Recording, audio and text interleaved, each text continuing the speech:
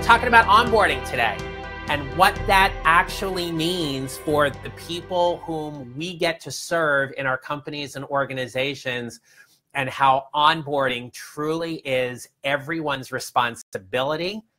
And I'm going to share with you today 5 pitfalls that you must avoid to successfully onboard your new team members. So here goes. So let's start with this. I want you to go back and think about when you were in elementary school, kindergarten, first grade, second grade, whatever it was. And on the first day, you were probably a nervous wreck, right? You came to school with a dozen pencils, and you had an extra eraser, and you had your notebooks, and you were ready to go. And the one thing that you were desperately wanting to know was, when was lunch? And then after that, you wanted to know how the whole thing was going to work.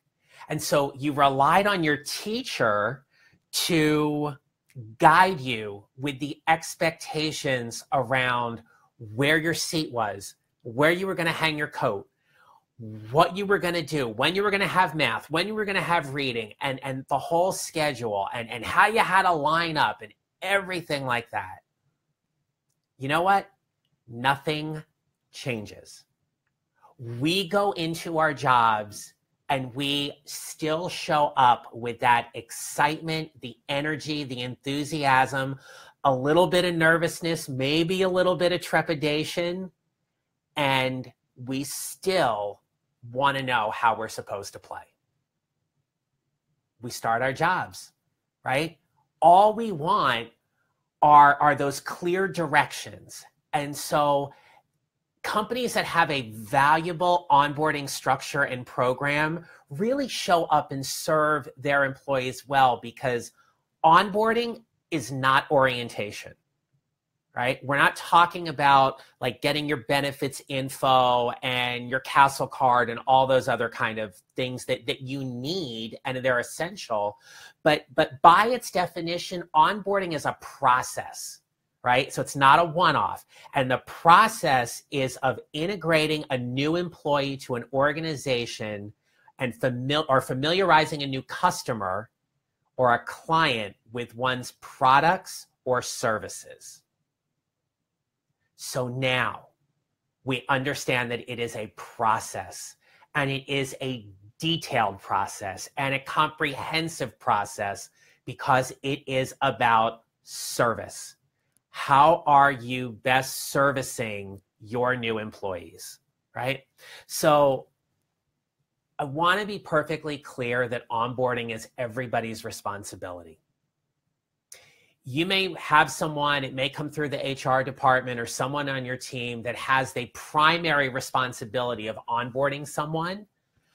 But the truth of the matter is, everyone is responsible for onboarding.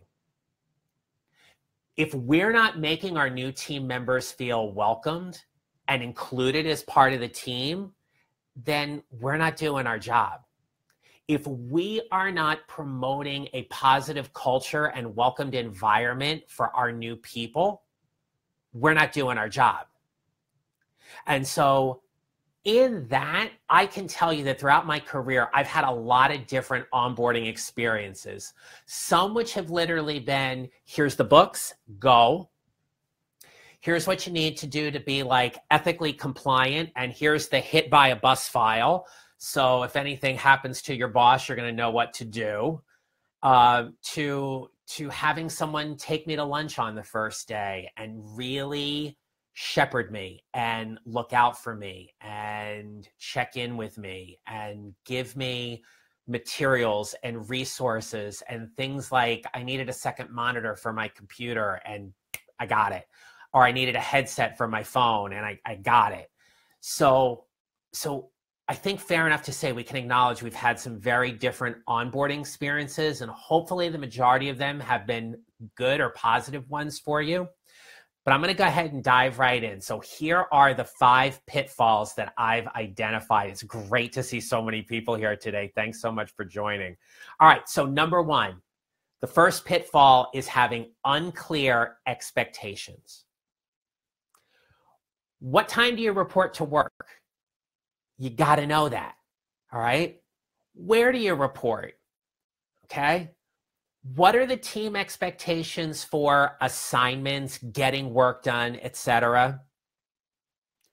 You need to know the rules. You need to know what the general expectations are, okay? If everybody comes to work and they're dressed in business attire and it's jacket and tie and business suits for women and jeans are completely unacceptable and nobody tells you that, and on day 3 you come in wearing jeans and sneakers, you're going to get a few looks, and it's not going to be a great way to start off, because people do judge and people do make impressions and people do rush to judgment sometimes. And as much as we hopefully don't do that, the fact of the matter is that, yeah, let's acknowledge that sometimes we do judge. And so when you see somebody that isn't adhering to what an expectation is, how do you let them know, right? If somebody isn't aware, we can't hold them accountable for it. They just don't know. So I think that's something really, really important, that we talk about how, you know, we need to have very clear expectations when it comes to looking out for our new team members and employees. Who do they go to when they need help? Who is that person or team that they're assigned to that they're there for that kind of support, right? You've been hired because you have all of the technical skills that the company is wanting, and they're going to train you and develop you, but you still need to know how to play. And if you don't know who to go ask or where to go for additional support, you are lost. And when people get lost, they get disconnected. And when they get disconnected, they get disenfranchised. And when they get disenfranchised, they get really, really frustrated. And then they start to question why they decided to work there. So really, really clear expectations. And that is where, again, when a company embraces that onboarding is everyone's responsibility, then there are people that are simply looking out for those new people on the team. Here's like one simple suggestion I used to tell people on my team, that when somebody was new and they got introduced and everything, if you see them in the hallway, just say hello to them. It's a hello. It's not a 4-hour dinner, right? Simply saying hello and acknowledging their presence makes them feel welcomed and makes them start opening up as they start to see a relationship form and to see some trust. Because you don't have anything if you can't trust, right? So kind of building that relationship that's in there and setting some very, very clear expectations about how to kind of play in the company sandbox. Okay, here's number 2. You have a new person coming in. Make sure that things are set up and working properly on day 1. So that means you know where they're going to sit. You know they've got a laptop. You know the laptop works. Their phone is operational. Their key card is operational. You want to be able to make things as easy as possible for somebody new. And little things that aren't attended to make a very big impression. I had somebody one time who I was onboarding and just it didn't, you know, there were just some things that we kind of missed, right? And they were like, wow, I thought you knew I was coming. Yeah, we should have done a better job with that, right? So we always want to make sure that they, yeah, Patrick, right? Parking pass to the garage. Absolutely. Yeah, great point. Thank you. I mean, so it's those little kind of things that if we are not attending to, what we're saying is that we're not prepared. We're not ready to welcome. We're too busy to worry about them. And sometimes people internalize those things, and that's not the impression we want to set or we want to give. Okay. But number three is a big one. And I'm going to get on my soapbox a little bit here. The number 3 pitfall is having your new team members spend too much time with negative Nellies. All right. You know who they are. Pardon me. They're the people on your team that literally you do not want them spending a whole lot of time with because they're toxic. They are the people who they are just waiting to get their claws into and tell them every single thing that is wrong with the organization or the department. That is a cultural issue. That is a leadership issue. And that needs to be addressed quickly.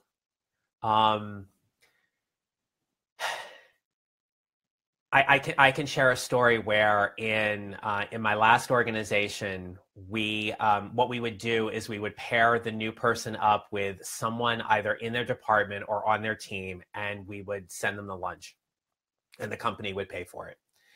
And I checked in with a new person one time, and I could just tell that something wasn't right. And I started getting real curious, and I said, how'd lunch go? They're like, oh, it was fine. And just the way they said fine, like you kind of knew. And I said, well, what was fine about it? And they said, I got a lot of info at lunch I didn't think I wanted to hear. And then we got talking. And, at that point, it's a little bit of damage control. And it's a little bit of kind of acknowledging a little bit of the toxicity. Because every company has it. I mean, no company is void of it, but I think there are certainly ways to manage them more effectively. My first, well, actually, it was my second teaching job that I had. Really, really nice person was teaching across the hall from me. 32 year educator, nearing retirement, the whole bit. And every single time I saw her in that first month, it was, what was I doing wrong?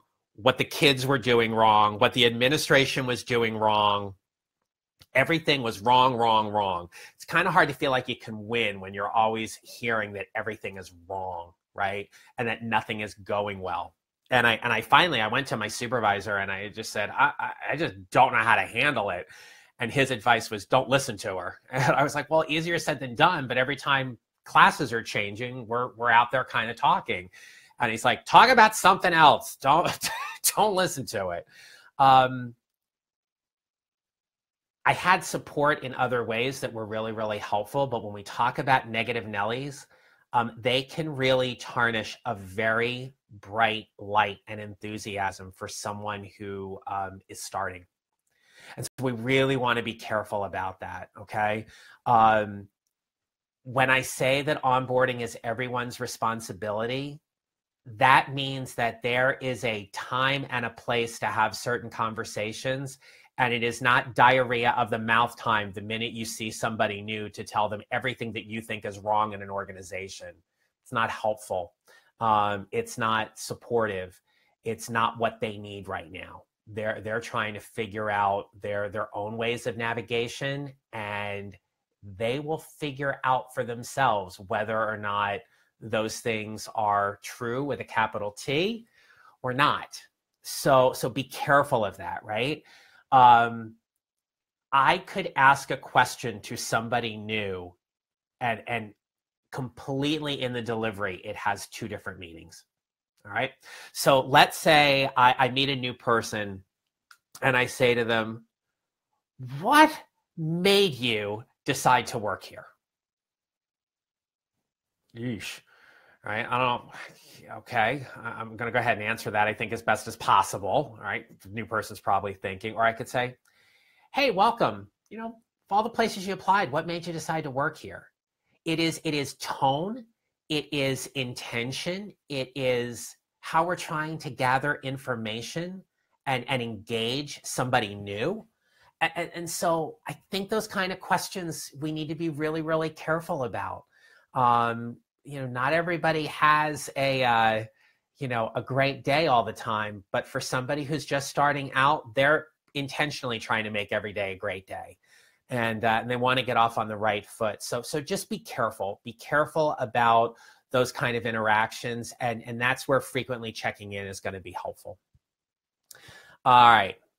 Let's see. Hey, Terry, good to see you, my friend. And Michael, good to see you too. Hey, Dean.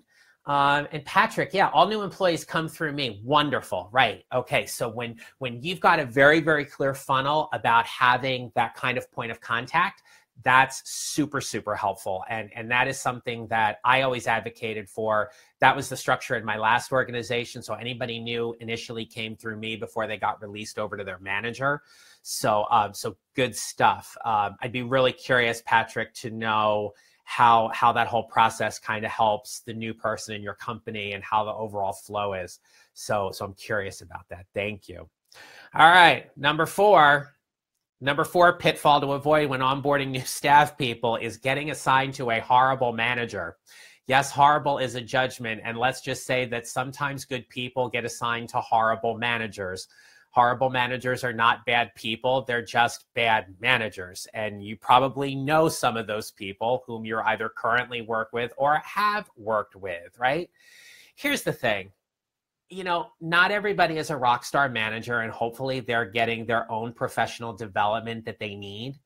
But sometimes people get assigned to a manager where they simply don't mesh, they don't gel. One's an extrovert, the other's an introvert. One is very comfortable kind of, walking up to somebody's office or picking up the phone and having a conversation right away. And the other one would like a pre-alert. So we have to really be able to kind of set those expectations and manage them accordingly, right?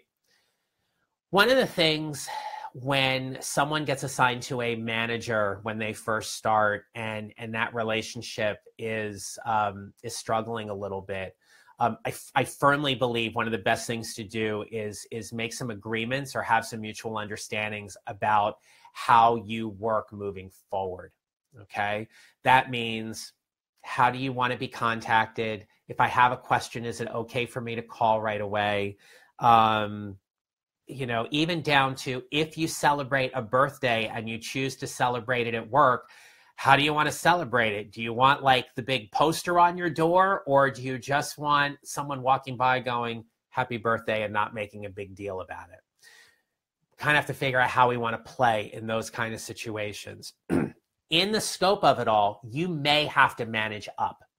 So I've had conversations with new team members where I have shared about what managing up may look like for them and their manager, simply about setting some agreements and creating some mutual understanding about what their work can look like moving forward. Managers are busy. And yes, they're supposed to have time allocated for their team, but they get busy just like everybody else. And so you want to be able to make sure you don't unfairly or unintentionally frustrate them, okay? You don't want to come across as being someone who, say, maybe is overly needy, but when you first start a job, you're overly needy, right? You've got to know a lot of stuff. So you have to devote some time and attention and care in really helping support that. And so when I say it's a leadership issue, if a person is not performing well in a management track, what are they best at managing? Are they best at managing people or projects? And let's leverage their talents where it is best needed. But if we're talking about managing people and they're not good with managing people, we have an issue, okay? I remember we onboarded somebody.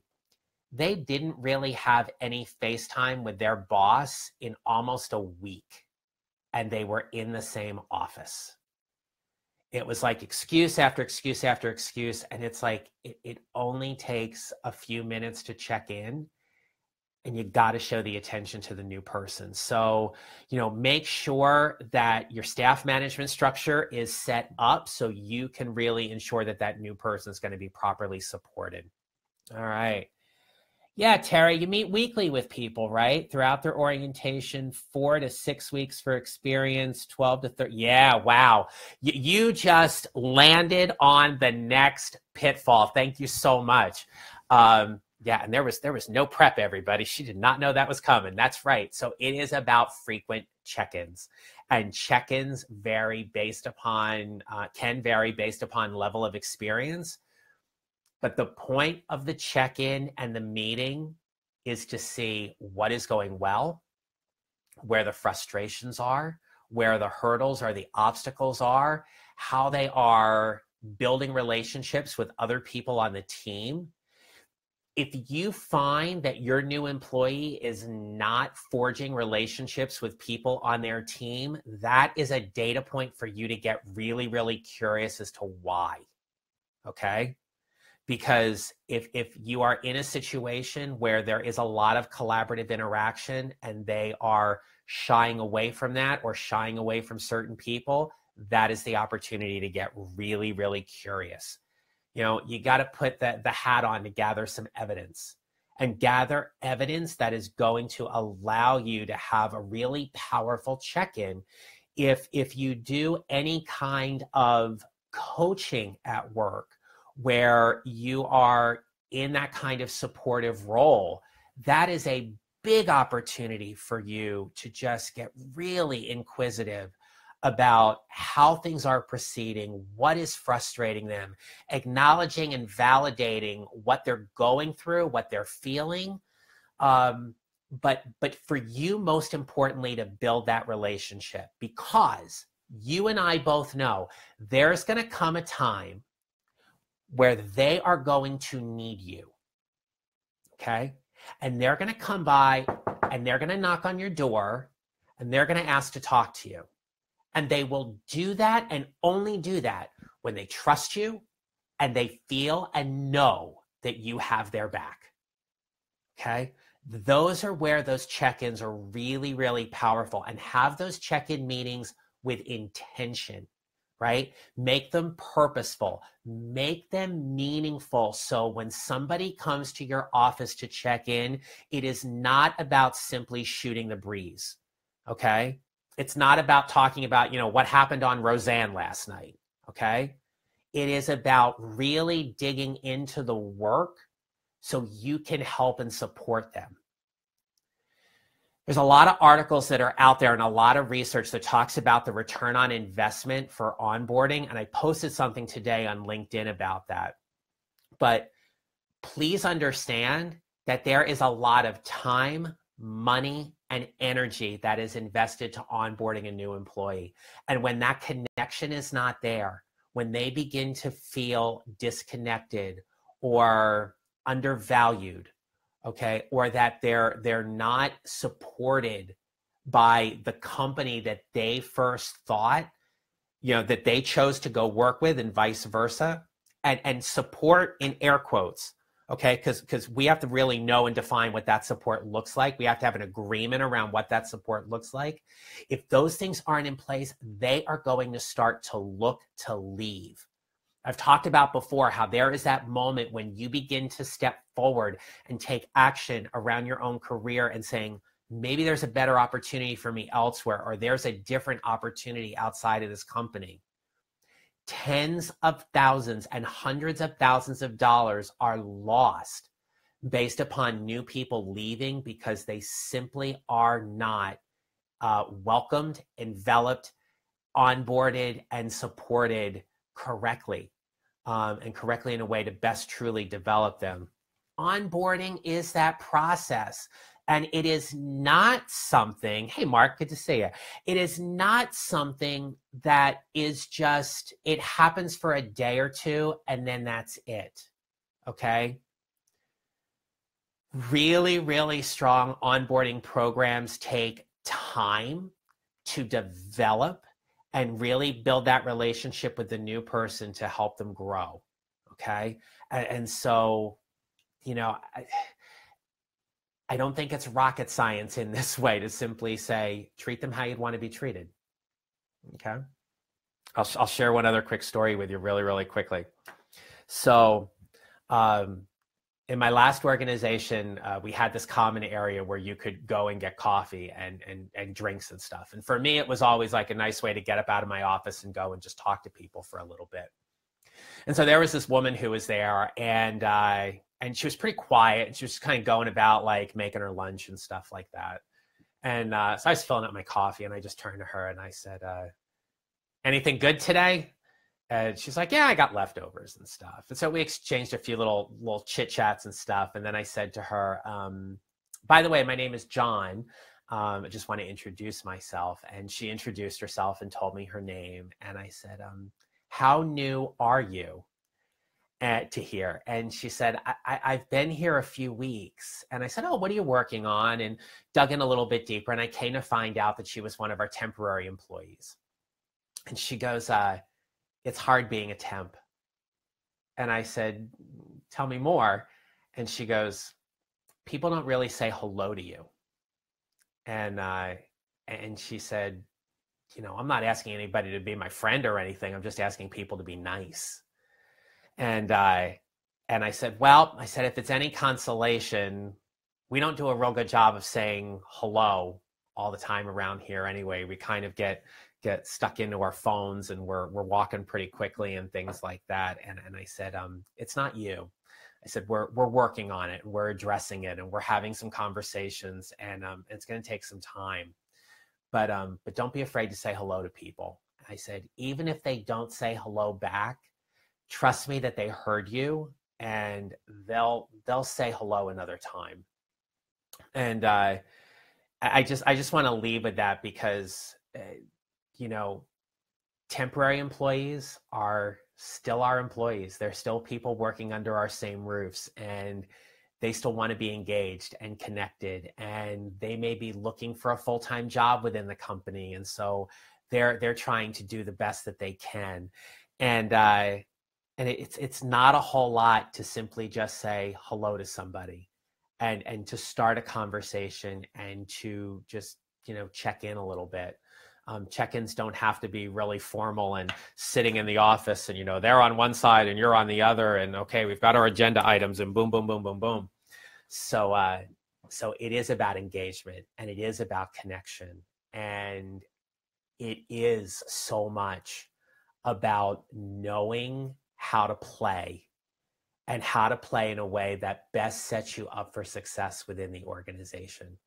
Because, and I've said this before, I truly believe that nobody comes into a company and goes, I'm going to screw up today. No, who does that, right? So in that, people want to come in and do a good job. They want to come in and make an impact and add value and be supported, and to support and grow and be part of a team. It is our job. It is our organization's job, our company's job, our department's job, our team's job to integrate them, to welcome them, to support them for as long as they choose to stay. And so with that, I'm gonna leave it there, and thank you all very, very much for the time today. If you are not part of my email community and you are interested in getting email updates from me, I email my community 3 times a week, including an announcement about this Facebook Live. Go to johnneral.com and click on the free link. It's the download for the top 5 qualities of amazing leaders, and that'll enroll you into my email community. And you will get content and information every week around a particular topic. And of course, as you know, this week's topic is all about onboarding. So thanks again. It was great seeing everybody and spending some time. And thanks everybody for commenting and joining in on the conversation. And I wish you a great rest of this Wednesday. All right, guys, take it easy, and I'll see you next week. All right, be well. Thanks. Bye-bye.